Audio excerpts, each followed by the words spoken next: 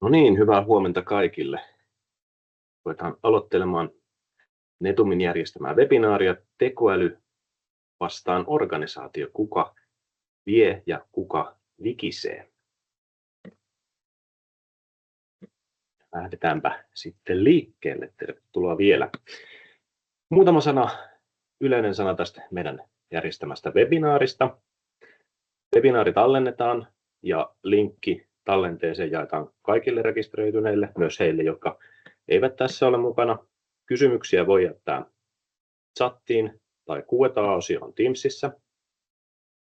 Suosittelen ehkä kuitenkin tuota Q&A-puolta, koska se on vähän selkeämpi käsitellä loppuvaiheessa, jos tulee enemmän keskustelua joku tietyn teeman alta.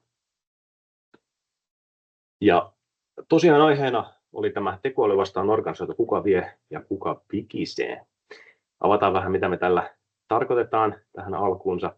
Eli kyse on oikeastaan siitä, että miten tekoäly, kun se on tullut vauhdilla meillä organisaatioihin, miten sitä hyödynnetään hallitusti, mitä se tarkoittaa oikeastaan. Ja käsitellään tätä vähän eri näkökulmista. Ennen kuin mennään sinne, niin käydään pikkusen läpi Netumia, ihan pari sanaa meistä, ja sitten vielä esitellään meidän puhujat.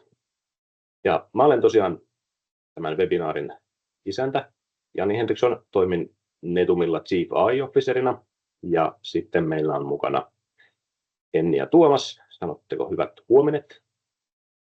Huomenta. Olen tosiaan Enni Kataja Netumilla tietosuojakonsulttina ja koulutukseltani juristi. Ja mä oon tosiaan Koskiniemen Tuomas ja toimin johdon konsulttina ja tekoälypuoleen nyt keskittynyt viime vuosina strategisen kehittämiseen ja tekoälyn hyödyntämiseen ja muutoksen johtamisen näkökulmasta. Jes, mennään eteenpäin. Netumista sen verran, että tosiaan olemme IT-talo, jolla on jo reilusti parikymmentä vuotta historiaa. Toimimme aika laajasti erilaisilla IT-osa-alueilla, kehitystä, sovelluskehitystä, integraatioita, tiedolla johtamisen asioita, muuten liiketoiminnan kehittämisen, konsultointia, kyberpalveluja ja jatkuvia palveluja. Vaihtoa noin 44 miljoonaa viime vuonna ja 400 henkeä töissä. Erityisesti ehkä korostetaan usein tätä meidän NPS, eli tätä suositteluindeksiä, pidetään asiakastyytyväisyysmittaria tosi tärkeänä ja panostetaan kovasti siihen, että pidetään lupauksemme ja tehdään hallittuja lupauksia. Taustaksi tähän sisältöön vielä, niin me lähestytään nyt tätä tekoälyasiaa niin, että meillä on tämmöinen projektien kautta muodostunut ikään kuin viitekehys, missä keskiössä on tekoälyn hallintamalli, mutta siihen vaikuttaa monennäköiset tekijät. Ja nämä käsiteltävät teemat, mitä tässä nyt esitellään, niin käsittelee vähän eri näkökulmista tätä viitekehystä, mutta ei mitenkään laatikko kerrallaan, vaan tavallaan teemakohtaisesti. Ja ehkä vielä huomioksi se, että meillä toki materiaalit kyllä saatte tässä, mutta voi olla, puhutaan asioista, mitä ei kaikkea suinkaan kirjoitettu, että jos jotain muistiinpanoja haluat tehdä, niin se ehkä kannattaa tehdä sitten tässä etukäteen, jos ei nauhoituksesta halua kerätä, mitä asioita on käsitelty. Mutta mennäänpä tähän ensimmäiseen teemaan. Tekoälykehityksen strateginen johtaminen. Ja tämä kysymys on Tuomakselle. Kerro meille, miten varmistat tekoälyn strategisen osuvuuden? Miten kannattaa tekoälyajalla nyt johtaa tätä toimintaa? Joo, eli siis kaikkihan lähtee tietenkin sieltä itse organisaatiostrategiasta ja visiosta, että mitä halutaan saavuttaa. Ja siihen tietenkin vaikuttaa sitten se niin kuin organisaation asettaman kunnianhimon taso. Tietyllä tavalla se, että ollaan minkälaisessa toimintamoodissa ollaan, että ollaanko niin kuin proaktiivisessa vai reaktiivisessa moodissa. Ja sitten tietenkin se, että mikä on nykytilan kypsyys. Ja oikeastaan tästä nyt kun voi aika hyvin päätelläkin, että voiko niin kuin organisaation visiostrategia ja tavoitteet niin kuin erota olennaisesti sit niin kuin tuon kokonaisuuden ja tekoälyn kehittämisen välillä, että samat elementithän niissä väkisin toistuu ja ne linkittyy keskenään. Ja mikä on nyt hyvinkin luonnollinen tilannekin, että jos miettii sitä, että kuinka iso muuttava tekijä tekoäly on, niin tavallaan se, että jos miettii organisaation kehittämistä ja muutosta ja sitä strategista suuntaa, niin väkisihän nämä menevät niin kuin käsi kädessä eteenpäin tällä hetkellä. Ja sitten jos miettii vielä ehkä sitä semmoista niin kuin tavoitteiden ja hyödyntämisen näkökulmasta, niin haluaisin korostaa sitä, että organisaatiolla on niin kuin tärkeää, että heillä on ymmärrys siitä, että mitä tekoälyn hyödyntämisellä tavoitellaan ja miksi nyt ylipäätänsä tekoälyä halutaan käyttää.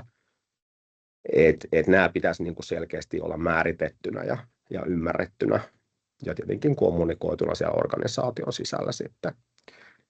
Ja ehkä sen haluan tässä nyt mainita, että esimerkiksi me Netumilla ollaan paljon käytetty tämmöistä visio- ja tiekartta-menetelmää, työvälinettä, joka sitten auttaa suunnitelmalliseen tekoälykehitykseen. Että tässä meidän visio- ja tiekarttamenetelmässä niin käytännössä niin kun tunnistetaan nykytila, kirkastetaan visio, strategia ja sitten tehdään konkreettinen kehityssuunnitelma siitä, että miten sitten niin kuin tavoitteeseen myös tekoälyn kanssa päästään.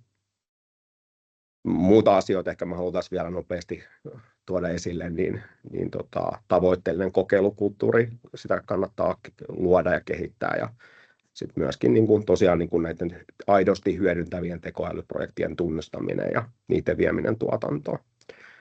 Ja jos miettii sitä, että miten sit saa tekoälyn haltuun, että kun tekoälyä viedään, niin kaiken avain on niin kuin systemaattinen läpi organisaation tekemiseen menevä strateginen johtaminen. Yes. Siirrytään sitten seuraavaan teemaan, joka on, miten sitten tekoälyn hyödyntämisen tavoitteet vaikuttavat hallintamalliin. Kerro vielä konkreettisemmin. Joo, tietenkin tavoitteethan kertoo sen, että miten niin kuin hallintamalli sit kannattaa rakentaa ja miten sitä voidaan hyödyntää.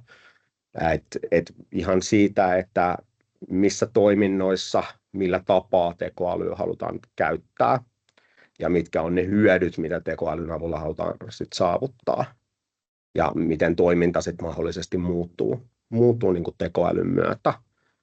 Ja tietenkin niin kuin, siinä sitten tulee väkisin mukaan sidosryhmät, että keihin tekoälyn hyödyntäminen vaikuttaa. Että tietenkin niin kuin itse käyttäjät, asiakkaat, palvelujen omistajat ja muut rajapinnat, mihin sitten tekoäly väkisinkin kytkeytyy. Ja tuossa niin jos miettii vielä semmoisia näkökulmia, että kun rakentaa hallintamallia ja ohjaa tekoälykehitystä ja toimintaa, niin siellä on tietenkin niin kuin tärkeää yrittää tunnistaa se, että mitkä on organisaation arvoketjut ja etenkin ne primääriset arvotoiminnot siellä, että just tämä, että toimintojen kriittisyys, sitten yhtä lailla se oman toiminnan ja kehittämisen kypsyystaso, että mikä on niin kuin aikaisempi historia ja millä tasolla tällä hetkellä ollaan. Sitten tietenkin kun lähdetään tekoälyä käyttämään, niin se on teknologia, sillä teknologialla on joku tietty maturiteettitaso. Ja ehkä semmoinen asia, mitä haluan tässä nyt korostaa, niin on tietenkin myös sit se on käytettävissä olevan datan laatu, että se vaikuttaa tosi paljon sit siihen, että miten tekoälyä voidaan hyödyntää ja miten sitä pitää hallita. Ehkä tässä niin kuin just haluan tuoda esille sen, että just tämä hyödyntämiseen liittyvät riskit on niin kuin tärkeä ymmärtää ja tunnistaa. Osa riskeistä voi olla sellaisia, että niissä on tavallaan suora kytky siihen tekoälyn hyödyntämiseen ja osassa voi olla sitten vähän välillinen epäsuora. Ja tietenkin niin kun näitä riskejä jos on, niin niitähän on monenlaisia. On toiminnallisia riskejä, on taloudellisia riskejä, lainsäädännöllisiä riskejä ja tietenkin erilaisia organisatorisia riskejä. Ja ehkä tärkeänä myöskin, mitä en halua jättää vähälle, vaan haluan korostaa itse asiassa, niin on eettiset riskit sitten, että mikä on ihan tämän päivän reaalielämä, joka pitää osata sitten huomioida ja kun tekoälyä hyödyntää ja kehittää. Ja tosiaan jos miettii sitä tekoälyn hallintaa, että kuka vie, kuka vikisee, niin minusta on tärkeää se, että kirkastetaan, että miten ja missä aiotaan tekoälyä hyödyntää ja mitkä on ne hyödyt, mitä tekoälyllä halutaan saavuttaa ja mitkä sitten siellä vaakakupin toisella puolella on ne on ne riskit, jotka sit mahdollisesti pitää hallita ja mitä asioita sit pitää osata huomioida tekoälyn hallintamallissa. Yes. Siirrytään seuraavaksi sitten itse tekoälyn hallintamalliin. Ja tämä vuorostaan kysymys nyt Ennille. Kerro meille tarkemmin vielä, miten sä näet, mitä tekoälyn hallintamalli tarkoittaa ja miksi se on tärkeä työkalu. Joo, eli meidän mielestähän tekoälyn hallintamalli tarkoittaa semmoista säännöstä, käytänteistä, prosesseista ja teknologista työkaluista koostuvaa systeemiä, jonka tarkoituksena on sitten varmistaa, että organisaation tekoälyteknologioiden käyttö on linjassa strategioiden, tavoitteiden ja arvojen kanssa ja samanaikaisesti, että varmistetaan, että tämä toiminta täyttää lakisääteiset vaatimukset ja näitä lakisääteisiä vaatimuksiahan tulee EU:n tekoälyasetuksesta ja sitten sitä täydentävästä kansallisesta lainsäädännöstä. Ja tekoälyhallintamallihan myöskin varmistaa sitä, että noudatetaan niitä organisaation seuraamia eettisen tekoälyn periaatteita. Mihin sitten tekoälyn hallintamallia tarvitaan, niin siihen, että organisaatio voi tehdä tekoälysiirtymää siten, että niitä Tuomaksenkin tuossa äsken mainitsemia riskejä hallitaan kaikilla eri tasoilla. Toisaalta sitten tekoälyhallintamallin avulla organisaation tekoälykehitys on organisoitua ja sujuvaa ja helppoa niin, että kun prosessit on suunniteltu toimiviksi. Lisäksi voisi mainita sen, että tekoälyhallintamallin avulla varmistetaan se, että organisaatio täyttää ne tekoälysäädöksestä tulevat vaatimukset, mutta mä itse korostaisin kuitenkin enemmän sitä, että nämä lainsäädäntövaatimukset toimii siellä hallintamallin taustalla, jotta sitten se organisaation päivittäinen toiminta on enemmän kokonaisuudessaan sitten kehitystä tukeva kuin sitä hidastava. Tekoälyhallinta ja hallintamallihan ei ole jokaiselle organisaatiolle samanlainen, vaan siinä sitten voidaan tunnistaa 7 eri tekijää, jotka vaikuttaa siihen organisaation tekoälyhallintaan. Näitä on sitten meidän mielestä tekoälyjärjestelmien määrä, toimiala, sääntely, sidosryhmäodotukset, kulttuurit ja arvot, strategiset prioriteetit ja sitten teknologian prosessien kypsyys. Eli olennaista on se, että jokaiselle organisaatiolle rakennetaan se oma räätälöity hallintamalli.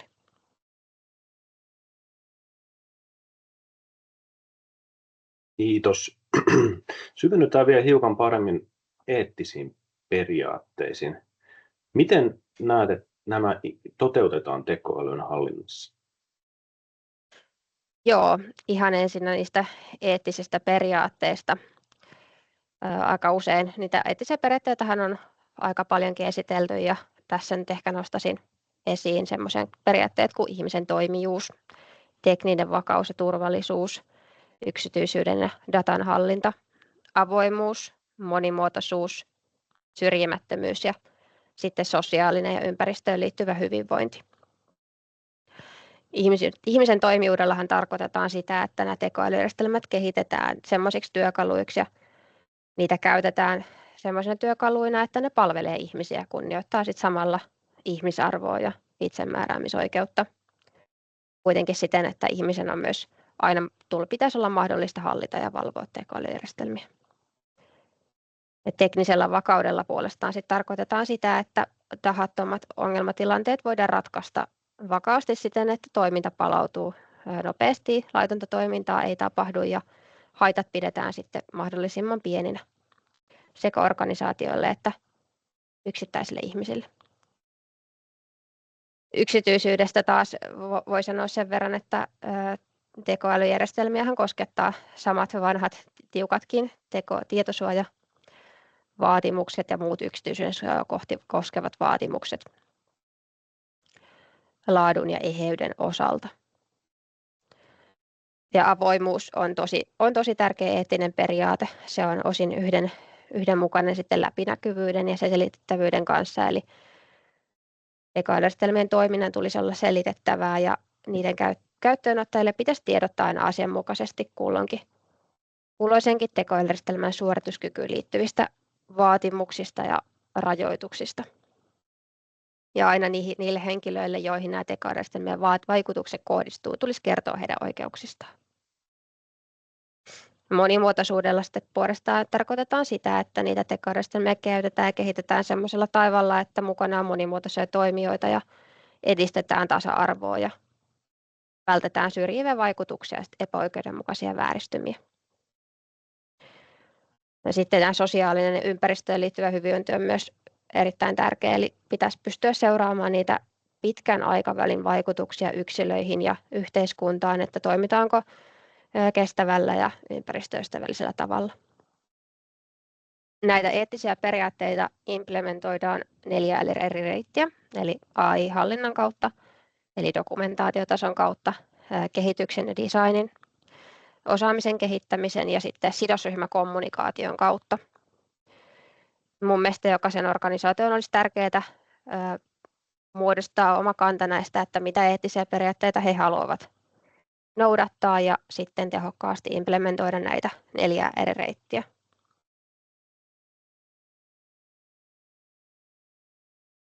Jees, siinä käsiteltiin näin kattavasti eettistä näkökulmaa. Mennään sitten seuraavaan teemaan, joka on puolestaan sitten keskeiset hallintamenetelmät. Käytkö vielä tarkemmin, mitä konkreettisesti nämä tarkoittaa? Joo, mä lähtisin oikeastaan rakentaa tekoälyn hallintamallia tekoälypolitiikasta, jossa linjataan sitten näiden edellä mainittujen periaatteiden lisäksi myös organisaation tekoälytyön roolit ja vastuut. Ja aika usein siinä tekoälypolitiikassa tunnistetaan myös keskeinen ohjaava lainsäädäntö, ja siinä on myös määriteltynä prosessi, minkä mukaisesti uusi tekoälyjärjestelmä otetaan organisaatiossa käyttöön. Niissä organisaatioissa, joissa myös itse kehitetään, niin voi olla myös sitä kehittämisprosessia. Ja tähän käyttöönottoprosessiin voi jatkossa liittyä näiden vanhojen tuttujen tietosuojavaikutusten arviointia ja muutosvaikutusten arviointiin lisäksi myös uusi perusoikeusvaikutusten arviointi sekä joissain tapauksissa vaatimustenmukaisuusarviointi. On ihan selvää, että nämä kaikki arvioinnit ei tule koskettamaan jokaista organisaatiota ja jokaista tekoälyratkaisua, ja siksi onkin mun mielestä erittäin olennaista tunnistaa omaa organisaatiota koskettava sääntely ja sitten näiden käytössä olevien tekoälyjärjestelmien luonne. Jotta käyttöönotto ja kehitys on sujuvaa, niin mä suosittelisin ihan jokaiselle organisaatiolle semmoista kyllä kautta ei-muotoisia itsearviointikynnystestejä, jotka on tosi kevyt tapa selvittää, että pitääkö jokin arviointi todellisuudessa tehdä vai ei. Tekoälypolitiikkaa luonnollisesti täydennetään sitten näillä tekoälyratkaisukohtaisilla ohjeilla ja mahdollisesti vielä erillisillä informoinneilla, millä toteutetaan edellä todettua avoimuuden periaatetta. Näiden tarkoituksenahan on olla sitten semmoisia konkreettisia käyttäjille suunnattuja ohjeita, joissa otetaan huomioon ne tekoälyjärjestelmien erityispiirteet ja käyttötarkoitukset. Näitä käytön ohjeitahan sitten täydentää virheraportointi ja suunniteltu tekninen valvonta sekä ihmisvalvonta, jolla pyritään siihen, että ne vinoumat ja epätäsmällisyydet saadaan mahdollisimman varhaisessa vaiheessa kiinni. Se, miten tarkkaan ja tiukalle tasolle nämä suunnitellaan, niin riippuu ihan siitä tekoälyjärjestelmän kriittisyydestä ja organisaation toimialasta. Että omasta mielestä on tosi selvää, että tiukasti säännellyillä aloilla nämä tekoälyn hallinnan rakentamisen strategia pitäisi olla varovaisempaa, kun sit väljästi säännellyillä aloilla voidaan enemmän ottaa riskejä sen nopeamman toiminnan saavuttamiseksi. 4. ja 5. hallinnon osa-alueena mä nostaisin esille myös tuon järjestelmäportfolion sekä osaamisen ja kyvykkyyksien hallinnan, josta kerrotaankin hetken päästä vähän lisää. Jees, kiitoksia. Mennään sitten tosiaan seuraavaan teemaan, joka taas on arkkitehtuurijärjestelmäportfolio, eli mennään taas tuonne vähän ulkokehälle erilaisiin tietojärjestelmiin. Ja nyt kysymys Tuomakselle, kerro, mitä tietojärjestelmien näkökulmasta kannattaa tehdä, jotta tekoäly saadaan haltuun? Joo, tässä on tosi paljon varmasti asiaa, että meillä tämä webinaarin loppu ei riittäisi tähän, pitäisi pitää uusi webinaari varmaan aiheesta, mutta mä tiiviisti tässä ehkä niin kuin tuon muutaman asian esille. Ja tietenkin, jos nyt miettii niin kuin sitä, että meillä on tietynlainen ympäristö, missä on tekoälyratkaisuja tai ollaan tuomassa tekoälyratkaisuja, niin tietenkin niin kuin se, että nykyarkkitehtuurin, sen nykyjärjestelmäportfolion tunteminen on tuossa sit tosi tärkeää ja tietenkin niin kuin sit se, että kun tuodaan tekoälyratkaisuja, niin se, että miten ne sitten sinne istuu. Ja varmasti organisaatiothan monesti ovat toivottavasti määrittäneet itsellänsä sitten tietynlaisen niin kuin referenssiarkkitehtuuri, että millainen niin kuin järjestelmäkokonaisuus ja toiminnallinen kokonaisuus heille sitten, mitä he tavoittelee sitten, niin tekoäly kehitettävien, käyttöön otettavien tekoälyratkaisujen pitää sitten tietenkin niin kuin istua tähän kokonaisuuteen. Tuossa on ehkä semmoisia muutamia näkökulmia, jota nyt kannattaa erityisesti sit huomioida, eli tietenkin niin kuin se, että hyödynnetäänkö valmisratkaisuja tekoälyn suhteen, integroidaan palveluita valmisratkaisuihin tai sitten, että tuodaanko jotain omia ratkaisuja omaan ympäristöön, ehkä tehdään jotain kehitystäkin niin kuin, ja hyödyntäen nyt vaikka näitä erilaisia niin kuin avoimen lähdekoodin malleja ja tuossa on paljon erilaisia niin kuin näkökulmia ja niin kuin skenaarioita, mitä pitäisi tosiaan huomioida, että tietenkin niin kuin vaikka tietoturvan näkökulmasta niin on hyvä niin kuin, olla hereillä ja miettiä, että minkälaista ratkaisua kannattaa lähteä kehittämään. Sitten tietenkin niin kuin tuo datan laatu, millaiset tietovirrat on, että sillähän on tietenkin niin kuin iso merkitys ja että se, että niin kuin joissain tilanteissa voi olla hyvä käyttötapaus, voi olla hyvät teknologiat, voi olla suhteellisen suoraviivastakin tuoda tekoälyratkaisu, mutta sitten se, että ei saadakaan niin kuin dataa tai laadukasta dataa helposti käyttöön, niin toihan on niin kuin semmoinen tärkeä asia tietenkin tässä ymmärtää. Ja ehkä en voi olla korostamatta liikaa tuota datan laatua ja sen merkitystä ja sen kehittämistä sitten, jos on sellainen tilanne, että ei ole riittävän hyvänlaatuinen data. Ja tosiaan niin, no Enni mainitsikin noista riskikartoituksista, haluan sen tässäkin vielä sitten tuoda uudestaan esille, eli tärkeää tunnistaa tekoälyn hyödyntämiseen liittyvät riskit sitten siihen koko järjestelmäkenttään ja portfolioon. Ehkä loppukaneettina, niin tosiaan se, että on hyvin tärkeää tuntea se, että missä ympäristössä toimitaan ja millaisia ratkaisuja sinne sitten tosiaan ollaan toteuttamassa. Että se on se keino pitää tekoäly hallussa. Joo, kiitoksia. Nyt oli vähän tämmöistä teknisempää näkökulmaa tekoälyn hallintamallin tuomiseen ja mennään nyt toiseen reunaan tässä organisaatiokulttuurin kehittämiseen. Ja tämä myös kysymys Tuomakselle. Kerro meille tästä lisää, miten organisaatiokulttuuri vaikuttaa tähän meidän isoon teemaan. No siis varmasti todella paljon. Että se, että tekoälyn käyttöön ottaminen, hyödyntäminen on ihan valtava muutos. Ihan tuossa aikaisemmin puhuttiin eri sidosryhmistä, niin ihan niihin se vaikuttaa, että on sitten niin kuin hyödyntäjä tai palvelun omistaja tai asiakas, joku toimija sitten siinä suoraan tai jo välillisesti, niin onhan tämä ihan valtava muutos. Ja se tietenkin organisaation kyky ja historian muutosten kanssa niin on varmasti vaikuttaa paljon sit siihen, että miten tekoäly saadaan käyttöön hallitusti. Ja tietenkin tekoälyssä on paljon sellaisia piirteitä, että jos miettii nyt tämmöinen kokonaisvaltaisuus, ehkä tietyllä tavalla nopea tempoisuus nyt tämän kehityksen suhteen ja sitten kun otetaan palveluita käyttöön, niin tuleekin aika isoja muutoksia ja nopeasti, niin tietenkin niin kuin sen kanssa niin kuin on tärkeää sitten, että tehdään sujuva muutos ja muutosjohtamiseen on satsattu.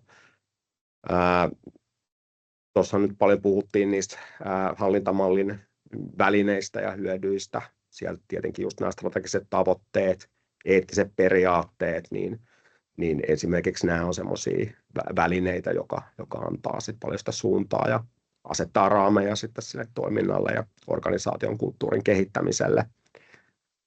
Ja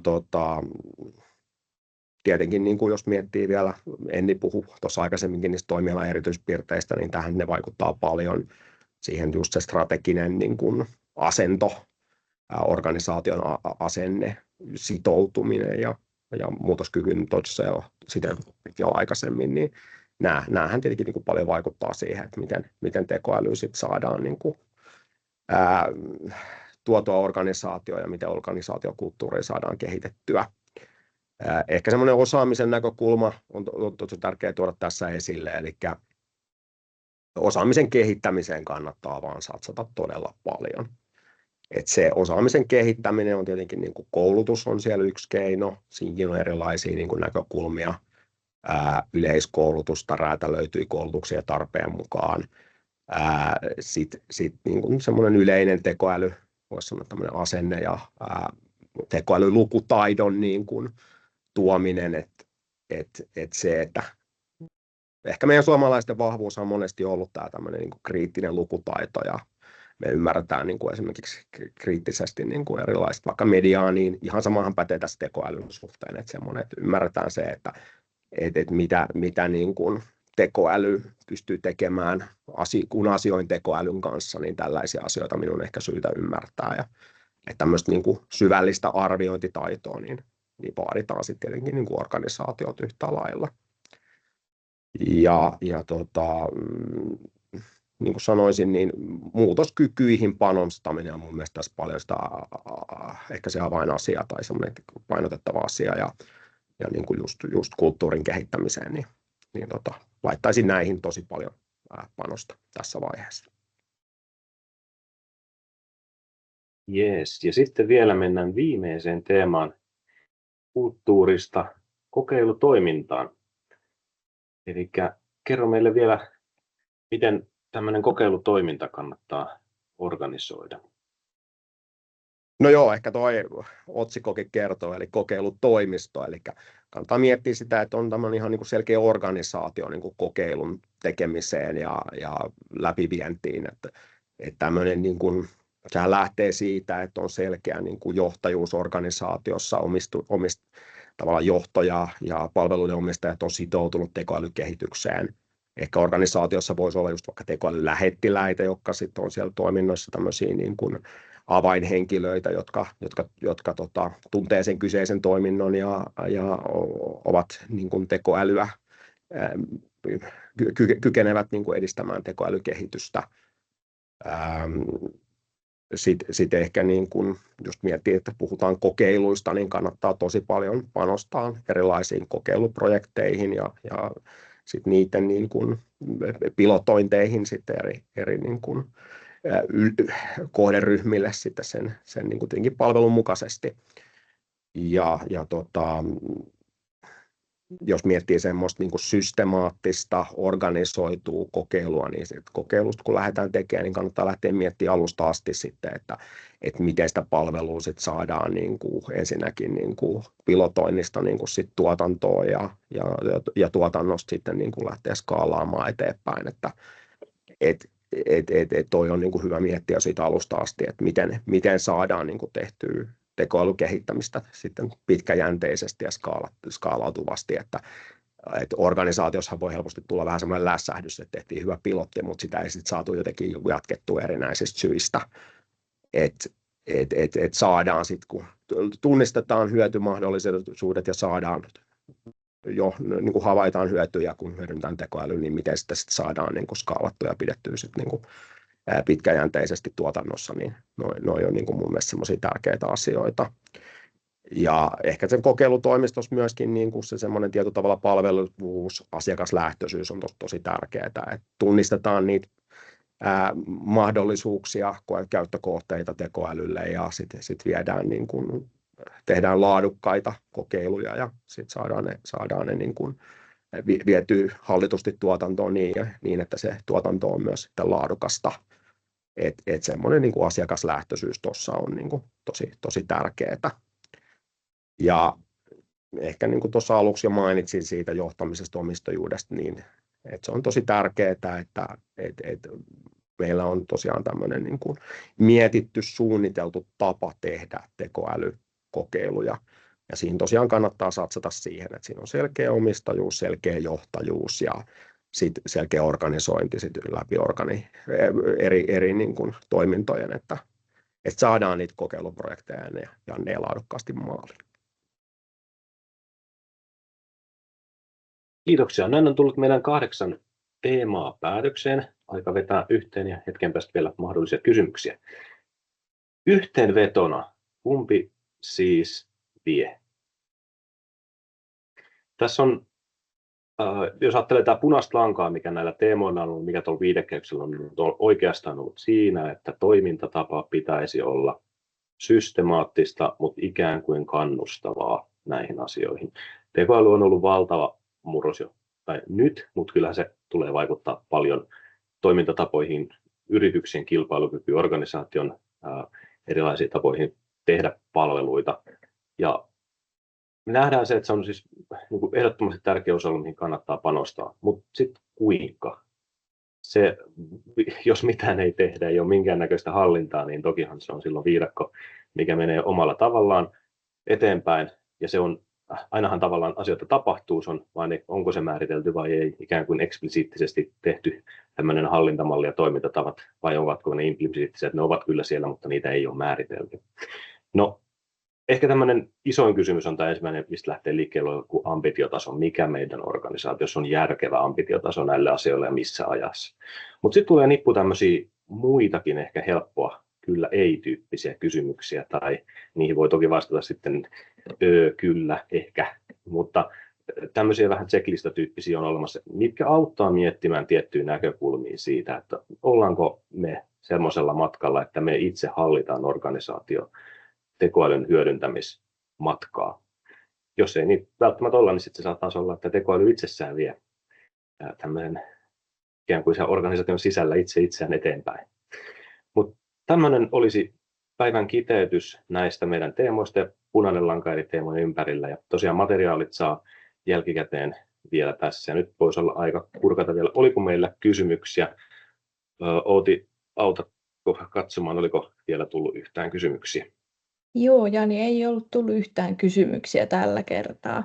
Näitähän voi mielellään laittaa meille myös sitten jälkikäteen esimerkiksi ottamalla suoraan näihin meidän asiantuntijoihin yhteyttä. Selvä juttu. Ja tuossa on meidän tosiaan yhteystiedot vielä. Voi laittaa sähköpostiin suoraan ja toki itse ja Tuomas olemme muassa myös linkkarissa, että ilman muuta sitäkin kautta voi viestiä laittaa tarvittaessa. Ja nyt on kyllä hetki aikaa vielä, jos jollain tulee kysymyksiä näistä teemoista, niin olemme tässä läsnä ja voidaan vastata. Tässä varmaan joku lähtee jo menemään, joten meidän puolesta kiitoksia kaikille osallistujille. Toivottavasti saitte tästä sellaisia vastauksia, mitä otsikossa kysyttiin.